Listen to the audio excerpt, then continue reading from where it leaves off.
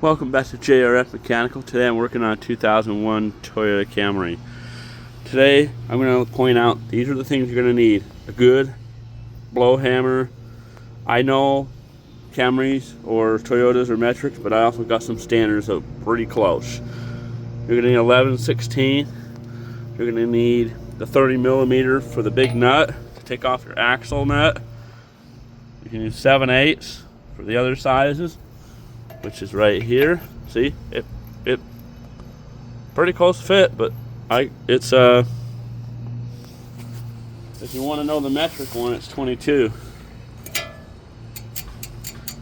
Okay, and also I got my 13/16 out here. You also need some needle nose pliers, cutters, WD-40.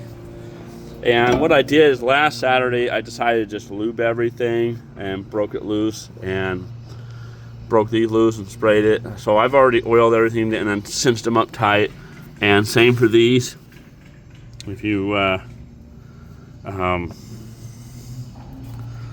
wanted to know what you just not the right size, so you think it's a 11/16 doesn't fit. So then you go, okay, you know that if it's metrics, that 7/8 is too big, but you can use your 13/16 and that'll get it loose. Or even better, you grab the right socket, whoa, sorry, and it's 3/4 is what this is running at, which is like a 19mm, if I'm right. So 3/4 there will fit as well, because today I'm replacing the control arm and the steering knuckle with a new bearing, because I'm having a bearing noise. I can hear it at around 35 a little bit, 40, and a little bit louder. So I've been just staying at 65, 70 for a little bit until we get it. You can inspect your boots, and I don't have any rips right now, and there's no grease or leaking going on, so just leave them alone. Unless you're starting to see some heavy crack, then it's time to do it before it blows. You'll see here that the ball joint is a bolt here, and then the other two are they're like a nut. So this isn't too hard. Then once you get your axle out, then you can get this little cotter pin out and that. And if you want to see that better, there. So you can get the cotter pin out, and then you'll be able to get this nut out. So hopefully that will help you out a little bit. But you can replace just the bearing and press it out. But I think it was $20 more, and I am done. And I bought it from an OEM aftermarket one. In other words, they were making it as good as OEM. So I'm going to trust it on this one, and hopefully at least it's 50,000 or better out of these next bearings. These ones are original with 200,000 miles on them, but they're just getting a little noisy. So that's what I'm going to be doing in this video, replacing the control arm. You can see there, it's got some cracking going on. Maybe a tiny bit of slop, maybe a tiny on the right side. The boots here are like cracking a little bit and has been exposed to oil for a while, like over a year from that side, because the seal around the part of the oil pump was seeping, and it would drip down from the motor and get onto the frame, and then it would just get on these and build up with dirt. And so I'll try to get that on the video here, but I'm going to go ahead and get these broke loose. And you can just take your 22 here and your other socket and take it out, and I'll be able to get the axle out.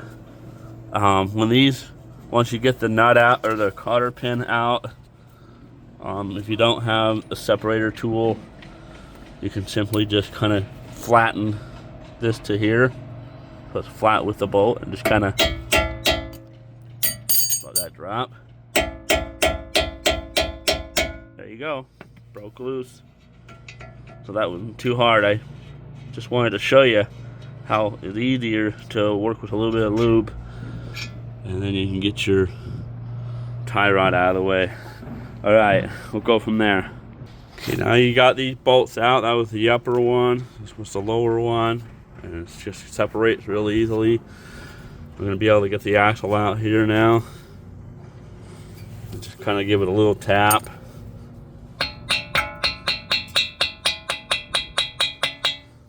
And you'll see here what you need to put in place. This little piece and this.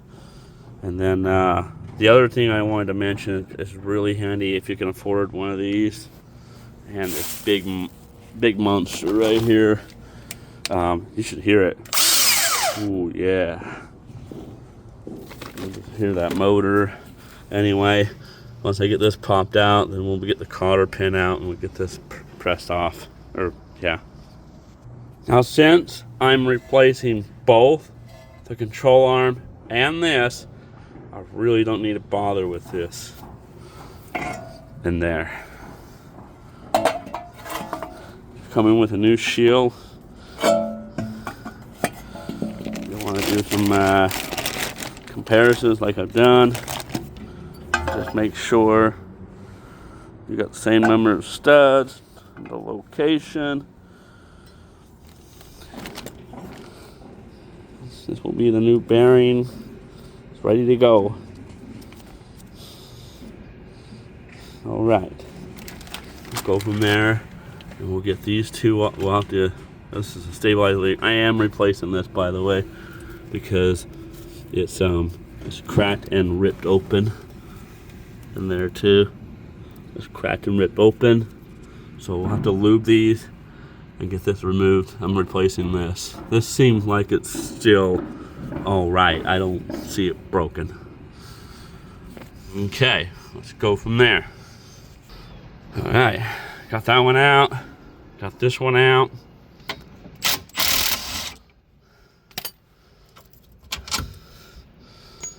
That should just fall.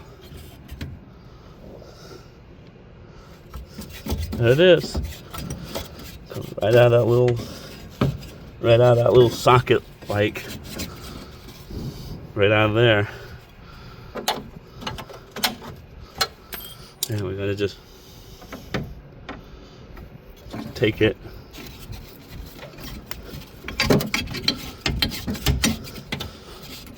Yeah, without moving around too much, but there. Yeah. Get this cleaned up a little bit. Not very good squirter there, but yeah. All right. And the nut's sitting up there too, but watch that. Okay, I just wanted to show you the comparisons so you can kind of see. And that was there, so we're gonna have to put that on there. This might be the shim. And there you go, there's the old one. Cracked there, all around. And there's like a little tiny shim or something I saw right here that's under that nut. But I've got to take this off because I don't need it. Maybe it was for another model that takes, and you know what's funny? You go to Home Depot and buy their Husky brand, and they don't put a 14 in here or a 19. So I got to use the 15 here. I take this off, and I think it's a 14. So it's kind of weird that they don't provide a 14 or a 19. I can understand them leave out the 19, but I don't use the 18 that much, and I don't use the 13 that much. Stupid stuff. Yep.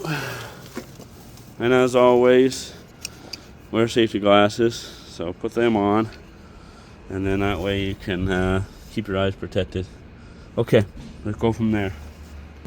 So just getting it in, and then I'm going to just reverse everything. I'll put it back in there, and I'll put the axle back in, and we'll get the ball joint installed. and then we'll get that. The only thing I wanted to share with you guys also, even though the ball joints were still good on this so far, maybe some rip there a little bit, little one. When I got these, I decided to open this up a little bit by taking these keepers out for the moment, and I wanted to see how much grease there is in there because there's no grease fitting just like this one. And they put some grease in there, but you know what? I went and bought some more ball joint grease and probably put about 2 tablespoons more in there. Just, you know, I just kind of went. I didn't fill up this whole thing, as you can tell. I didn't. I just went around and then took my little squeeze bag and a little bit more around this side. And I just wanted to put just a little more grease inside here in the cavity, not in this empty space void here where the rubber is, because I don't want to fill it up like a balloon. I just wanted to put a little more in there because I felt like they didn't put a lot. And then I also had to put these two in my socket like this, and I took my hammer and hit right here because I wanted them to pound down just a little bit. They were just maybe that much. Probably would have been pulled in with this impact, but I went ahead and took care of that last Saturday. So just some things to look for when you buy parts, to pay attention to some details. The only thing I gotta say is make sure you get this all cleaned up, and then you can put this back, and this will be where it is, and you may end up wanting to spend an alignment. Larry H. Miller had a deal for $80 plus tax for front wheel alignment. And then with this newer one, I've got to put this ring in, because this one stays with the axle. But I've got my new ring here, which is sitting in the bag. Get this out really quick. I'm sorry for that. But see, so I need to put in that ring right here because it's not there. So pay attention to that. Make sure you put that in, okay? And then you'll have your new nut, a new keeper, and a new cotter pin. Okay, hope that video helps you out. Maybe this did come from a junkyard one time with that letter on it. Because way back when I bought this car, this side got hit a little bit.